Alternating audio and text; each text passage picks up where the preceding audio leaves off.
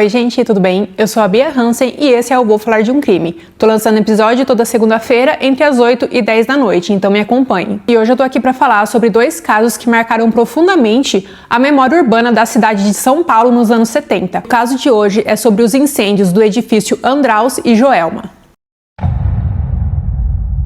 O edifício Andraus começou a ser construído no início da década de 60.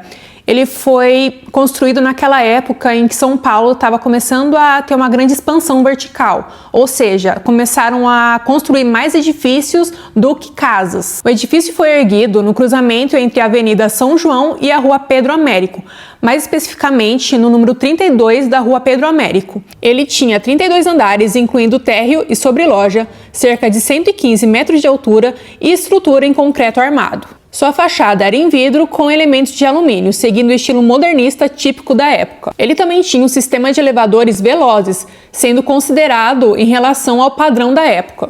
O edifício Andraus, naquela época, era um dos mais altos de São Paulo e também um dos mais modernos. A sua finalidade era de ser um prédio comercial, ou seja, nele tinha vários escritórios de contabilidade e algumas lojas. Um dos comércios que mais se destacava no prédio eram as lojas Pirani, que ocupava desde o térreo até o 5º andar do prédio. Essa loja foi uma rede varejista de eletrodomésticos que foi inaugurada em meados dos anos 50. Ela foi uma das lojas mais importantes de varejo do país, principalmente em São Paulo. Eles vendiam uma grande variedade de produtos, incluindo móveis, eletrodomésticos, eletrônicos, artigos de informática, ou seja, tudo que você imaginar você encontrava naquela loja.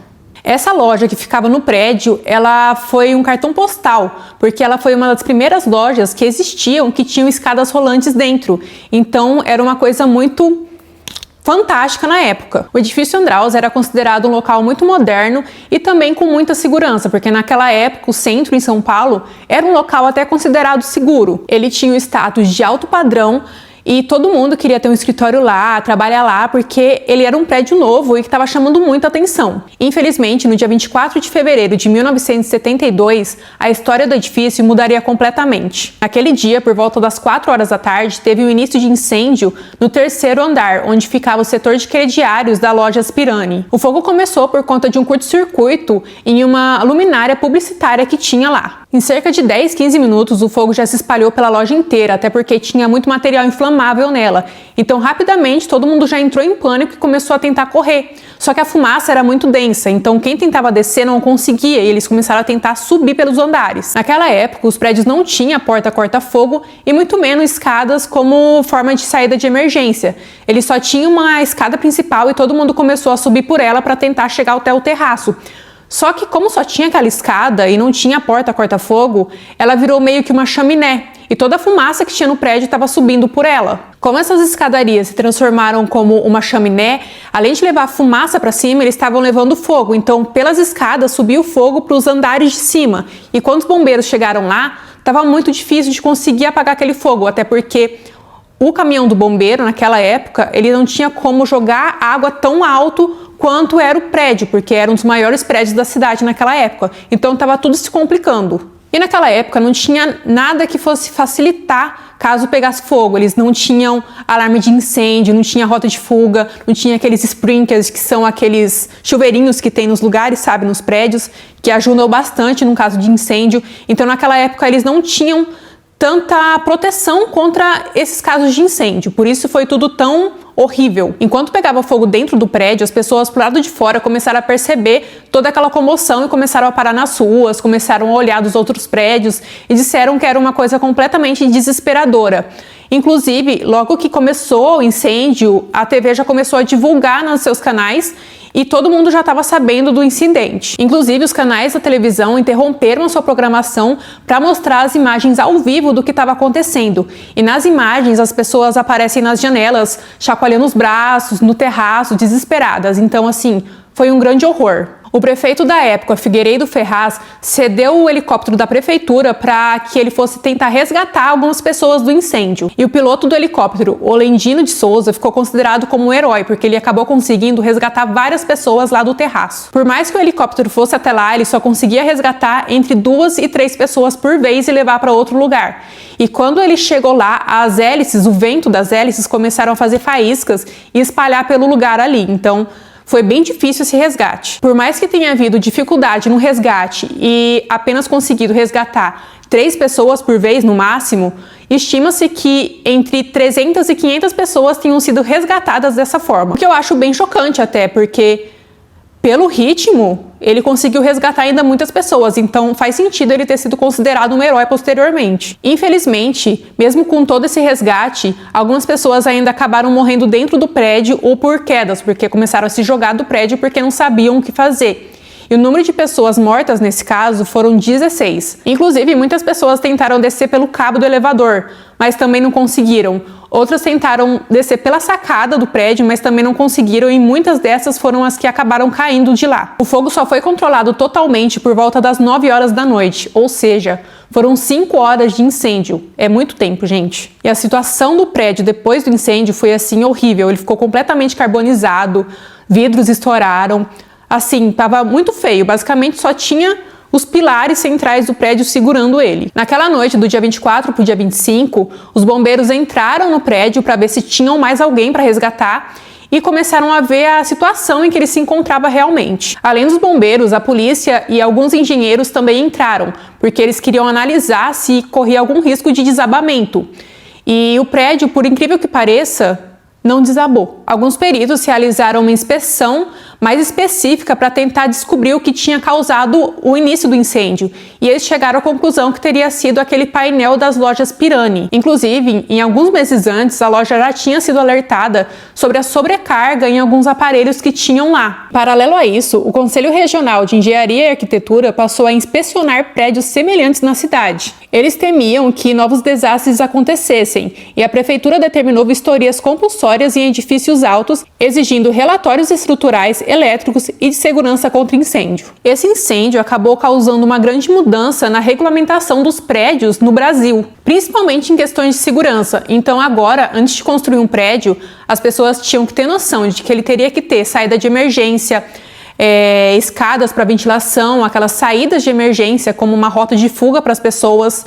Eles também teriam que ter aqueles sprinklers, que são aqueles chuveirinhos que tem nos prédios. E o material para construir o prédio não deveria ser tão inflamável. Depois do incêndio, o prédio ficou interditado por meses, porque eles estavam discutindo se demoliam ele ou se aproveitavam o que tinha sobrado dele. Após uma análise realizada por engenheiros, eles perceberam que a estrutura do prédio estava boa ainda e que dava até para reconstruir em cima dele e que ele ia aguentar. E sairia muito mais barato reformar o prédio do que demolir ele. A reforma do prédio começou no mesmo ano, em 1972, e agora com aquelas novas normas em relação a anti-incêndio. Então agora ele teria as saídas de emergência, tudo que a norma estava exigindo. A fachada de vidro e alumínio foi recuperada e eles conseguiram manter aquela estética que o prédio já tinha antes. E a sua obra foi concluída no ano de 1974. 2 anos após o incêndio. Logo o prédio voltou a ter vida e novos escritórios começaram a ser abertos lá, lojas, só que muitas pessoas ficaram traumatizadas e nunca mais pisaram naquele prédio. Agora eu vou falar de algumas declarações de algumas pessoas que sobreviveram ao incêndio. Vou falar a visão delas sobre o que aconteceu. O primeiro relato é da Maria Aparecida. Ela era balconista das lojas Pirani. Era o primeiro emprego dela e ela trabalhava no 3º andar. Ela estava atendendo uma moça que queria comprar roupas infantis, quando de repente começou a surgir um cheiro de queimado, como se fosse plástico queimado. Ela achou esquisito quando ela olhou para o teto, estava saindo faíscas do teto e alguém gritou de outro lugar que estava pegando fogo. Ela disse que naquele momento o gerente falou para todo mundo sair da loja e foi aquele desespero, todo mundo correndo para lá e para cá. Ela disse que ela tentou descer as escadas, mas no corredor tinha muita fumaça e não dava para ela respirar. Então uma amiga dela do trabalho pegou o braço dela e falou: vamos subir, porque se a gente ficar aqui a gente vai morrer, vamos pro terraço. Então elas seguiram até lá. Ela disse que no meio do caminho ela encontrou uma senhora desmaiada na escada. Ela e a amiga dela pegaram essa senhora, carregaram ela até o terraço e chegando lá ela conseguiu ser uma das primeiras pessoas a serem resgatadas pelo helicóptero. Ela disse que na hora do resgate ela já estava quase desmaiando. Ela disse que enquanto estava no helicóptero ela começou a ver de longe, aquele fogo. E, por sorte, ela foi uma das sobreviventes, mas disse que ficou muitos dias sem conseguir dormir por causa do desespero que ela sentiu. O segundo relato é do Otacílio Siqueira. Ele era um funcionário administrativo. O Otacílio trabalhava no 12º andar e no começo ninguém botou muito fé que estava pegando fogo em tudo assim. Mas de repente, quando eles abriram a porta, o corredor estava cheio de fumaça. Ele tentou descer, mas assim como a Maria Aparecida, ele não conseguiu por conta da fumaça toda. Então ele tentou subir também. Ele disse que no meio do caminho ele começou a tossir muito e começou a se escorar no corrimão, porque tinha muita gente deitada e desmaiada no meio do corredor, e ele começou a segurar no corrimão para conseguir subir até o terraço. Ele também disse que no meio do caminho ele viu um homem tentando abrir um vidro, uma porta de vidro, só que o vidro da porta se quebrou e voou um monte de fogo na cara do homem e ele ficou muito queimado. Quando chegou no terraço, ele achou que mesmo assim ia morrer queimado. Ele falou que o barulho do fogo parecia trovão. E ele disse que quando ele viu o helicóptero, ele achou por alguns segundos que o helicóptero até fosse cair. Mas ele conseguiu ser resgatado e sobreviveu. Ele disse que depois disso ele nunca mais conseguiu trabalhar em prédios muito altos. O terceiro depoimento é do nosso grande herói, o Olendino de Souza, o piloto do helicóptero. Ele trabalhava para a prefeitura e ele recebeu esse chamado para ir resgatar as pessoas. No começo ele achou até que fosse uma brincadeira, mas conforme ele foi se aproximando, ele viu aquele fogaréu e muitas pessoas no terraço em desespero pedindo ajuda. Ele disse que o vento das hélices do helicóptero começaram a espalhar mais fogo e toda vez que ele ia pousar para resgatar as pessoas, ele pensava que o helicóptero ia acabar pegando fogo também, porque o fogo tinha chegado até lá em cima. Ele disse que foi e voltou muitas vezes e que às vezes quando ele ia pegar uma pessoa, ela desmaiava e ele tentava puxar ela pelo braço para conseguir colocar no helicóptero. Ele disse assim que foi horrível. Ele saiu de lá chorando e chegou à conclusão que o prédio alto não era só beleza e poderia ser também armadilha. Agora eu vou contar o caso do edifício Joelma, mas antes de começar a contar a história do Joelma, eu vou contar a história de uma casa que foi construída no mesmo terreno que ele antes da construção do edifício. Por volta dos anos de 1940, na Avenida 9 de Julho, que é o endereço do edifício Joelma hoje em dia, bem no centro de São Paulo, tinha uma casa muito espaçosa. Naquela época, a cidade tinha mais casas do que prédios e era muito movimentado aquele pedaço da cidade. Nessa casa vivia a família Camargo. Eles eram uma família muito tranquila e de classe média, só que ninguém imaginava o que aconteceria dentro daquela casa posteriormente. Um dos moradores daquela casa era o Paulo Ferreira de Camargo. Ele tinha 26 anos de idade, era formado em engenharia química, era um rapaz super estudioso e vivia de uma forma mais reservada. Ele vivia com a sua mãe, que se chamava Benedita, e era uma viúva e dona de casa, e também com as suas irmãs, que se chamavam Cordélia e Carmélia. Suas irmãs eram consideradas tímidas e eram solteiras. E o Paulo trabalhava para ajudar a sustentar a casa e eles viviam de uma forma tranquila. Inclusive, os móveis da casa deles eram considerados móveis muito chiques naquela época. Então, eles não viviam de uma forma, tipo, passando fome ou alguma necessidade. No ano de 1948, aconteceu uma coisa terrível. O Paulo matou a sua mãe e suas irmãs a tiros dentro de casa. E ninguém até hoje sabe exatamente o porquê. Com o tempo surgiram algumas teorias. Algumas pessoas diziam que o Paulo tinha problemas mentais, como esquizofrenia ou paranoia. Outras pessoas diziam que na verdade ele tinha um ciúme obsessivo pelas irmãs e por isso ele teria feito isso. E outras pessoas diziam que ele tinha medo de ficar sem dinheiro. Mas até hoje nada disso foi confirmado, ninguém sabe o que levou o Paulo a matar a mãe e as irmãs. Depois de matar as irmãs e a mãe, ele teria enrolado o corpo delas em cobertores, arrastado elas até o quintal e jogado num poço artesiano que tinha lá. Ele teria cavado mais fundo esse poço, colocado os corpos lá dentro e depois jogado cal para disfarçar um pouco o cheiro. Depois de jogar o cal, ele teria tapado com cimento fresco. Naquela época era comum que casas grandes tivessem poço artesiano no quintal. Isso porque o abastecimento de água encanada daquela época não era muito confiável, então por isso que acontecia isso antigamente. E muitas famílias da época utilizavam aquela água do poço para fazer atividades cotidianas, como limpar a casa, molhar as plantas e dependendo da qualidade da água, eles usavam até para consumo mesmo. Durante os dias seguintes ao assassinato, o Paulo falava para as pessoas que perguntassem que a mãe e as irmãs tinham ido viajar para o interior porque tinha um parente deles que tinha ficado doente, então elas teriam ido até lá para ajudar. Só que as pessoas começaram a achar estranhas as atitudes dele, porque ele começou a passar muito tempo trancado em casa, agir de uma forma esquisita. Então eles avisaram para a polícia o que estava acontecendo. A polícia resolveu investigar o caso e assim que eles chegaram na casa do Paulo, eles perceberam que a área do poço estava com revestimento de cimento recente, sabe? Então eles decidiram escavar para ver o que estava acontecendo. E lá eles encontraram os corpos das três. Elas estavam em avançado estado de decomposição e a polícia já foi imediatamente para prender o Paulo. Só que o Paulo se trancou dentro de casa e deu um tiro na cabeça. Ele se matou. A notícia do caso se espalhou e ele ficou conhecido como o crime do poço. Depois da tragédia, a casa ficou vazia por muitos anos e as pessoas que passavam por lá diziam que ouviam vários gritos e barulhos estranhos, principalmente durante a noite. O local ficou com fama de amaldiçoado e diziam que quem construísse alguma coisa lá teria má sorte. Anos depois, por volta de 1969... Calma aí, gente. Voltando. Anos depois, em 1969, a casa foi demolida e no lugar dela foi construído o edifício Joelma. O edifício Joelma ficava localizado no centro de São Paulo, na Avenida 9 de Julho, no número 225. Ele começou a ser construído no ano de 1969 e foi uma época em que a cidade estava crescendo muito, igual eu falei no outro caso dos prédios. Eles estavam começando a fazer mais parte da cidade do que as casas. Ele foi feito por um arquiteto chamado Salvador Cândia e esse arquiteto era responsável por vários projetos famosos na cidade. A empresa que mandou construir o prédio foi a Joelma S.A. Empreendimentos Imobiliários. Esse nome foi o que deu o nome ao prédio, que ficou conhecido como Joelma. A construção do prédio terminou entre os anos de 1971 e 1972 e ele era considerado um prédio moderno e elegante. E ele também era um prédio comercial, ou seja, as pessoas não moravam nele, era apenas um prédio para empresas. O prédio foi construído quase todo em concreto armado, um tipo de estrutura muito forte que permite fazer salas grandes sem muitas paredes no meio. O prédio tinha 25 andares, sendo deles 10 de estacionamento e 15 para fins comerciais. Além disso, ele tinha um subsolo e a casa de máquinas que ficava lá no topo.